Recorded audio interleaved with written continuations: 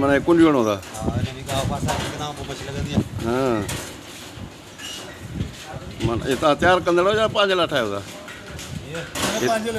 5 लाख यार ये पर कुंडी में बड़ी मछली कौन फंसा दी